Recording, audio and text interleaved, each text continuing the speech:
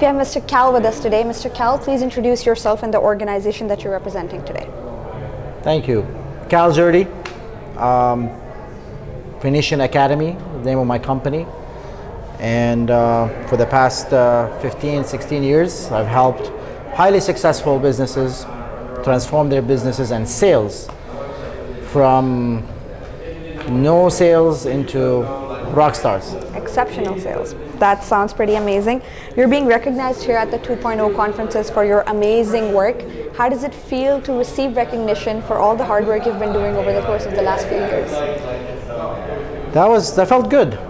Anytime that we feel rewarded for the work, for the hard work we put in, it's always nice to feel that way. And yet, I still believe this is only the beginning. It's not the end. So with this reward, that means it's only confirmation for the hard work we put in, and I don't owe it to myself, I owe it to my wife and the team and God. So I'm very, very grateful. Thank you. Amazing. Shout out to your wife, and of course, thank you to your God. Let's go. Let's talk a little bit about your journey now, yourself. So your journey is very international. Mm-hmm. How has that shaped your belief or your views on philosophy of leadership, transformation? Tell us a little bit about it. Sure. Well, I guess it's my background. I was raised in Lebanon. I was born in Riyadh, and I spent 22 years in the United States, having to, getting to unlearn, relearn, and figuring out who I'm supposed to become. And throughout the process, I've learned how to connect the East and the West. So with the East, where it's emotional connection, built on trust, and taking things slow. And the West, I learned the systems and processes and a bottom line. So being able to put those two together has been a journey, and I feel like what I've done in this book is able to project that in a very positive way with my clients. That sounds wonderful. You mentioned your book. Yeah. So let's talk a little bit about your book. Your book takes a very different approach to sales in general. What do you think is the shift that leaders of today need to make to still stay relevant? That's a good question. Well, see, it's overcoming the myth about selling. A lot of the myths are basically, sell is about pressure, and you gotta, hustle, and I don't know if you've seen the movie, Always Be Closing, Yeah.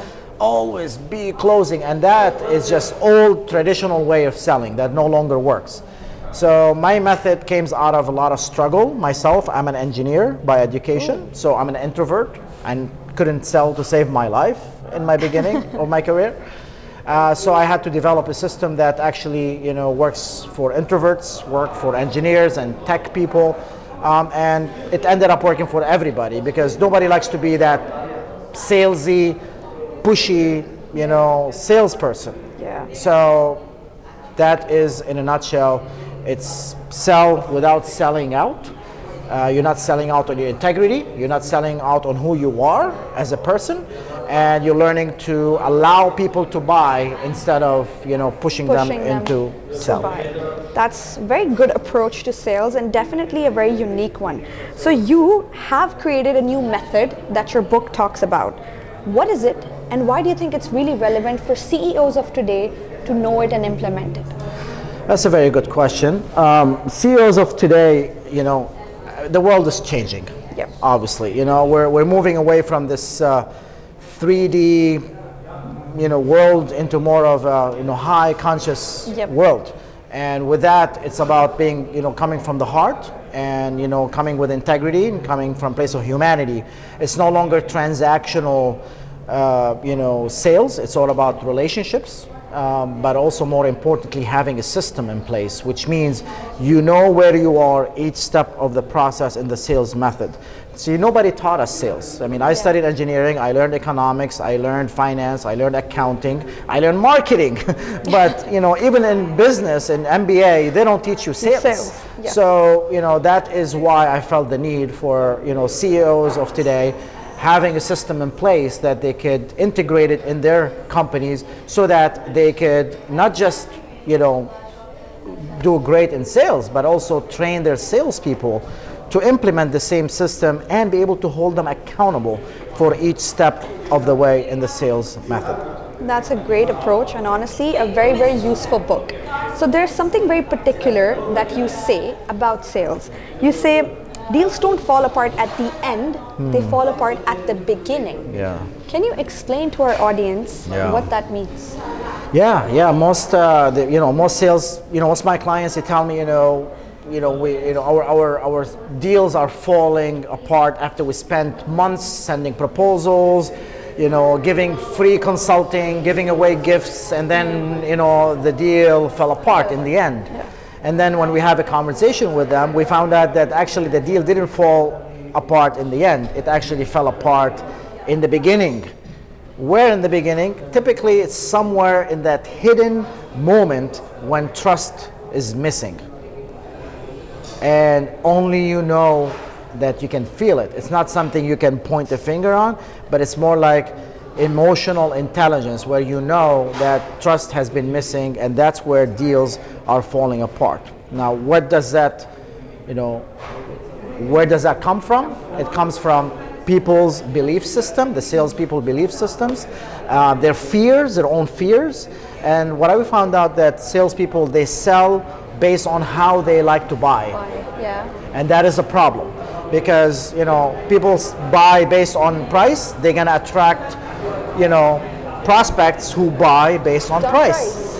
If salespeople buy based on if they get a discount, they are going to sell out for prospects who only buy based on discounts.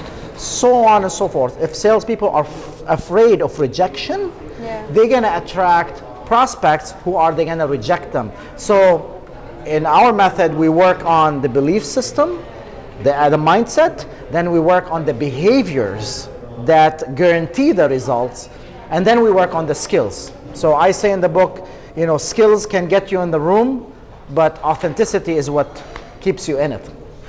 That's exceptional advice for anyone that's in sales that's watching. Your deal is going to make or break at the very beginning, and definitely they should reach out for your book. Now let's lean on to the advice part, all the experience that you have in your field. For any leader that's watching this right now, what is one step that they can take to improve their sales performance or their team's sales performance? Take a deep breath. Slow down. It's not about pressure. It's about presence. The myth of you gotta be, in order to be good in sales, that means you gotta talk more, give more information. That actually doesn't work anymore. Yep. What actually works is slowing down, being present, and asking more questions. Not just any questions, the tough questions. The questions that make the prospect feel uncomfortable. The questions that no one dares to ask, but they are hoping inside that someone would ask them. Because in the end, buyers, they don't buy if they understand you. They only buy if they feel understood. And I say feel understood. Yep, you're right. The trust factor will only come, relating back to your previous answer, when they feel like you understand them and will sell them the right product. That's exceptional advice. I'm sure a lot of people watching want to collaborate with you, maybe want to reach out to you one-on-one. Give them a platform where they can reach out to you or get in touch. Well, my website is the best place to go.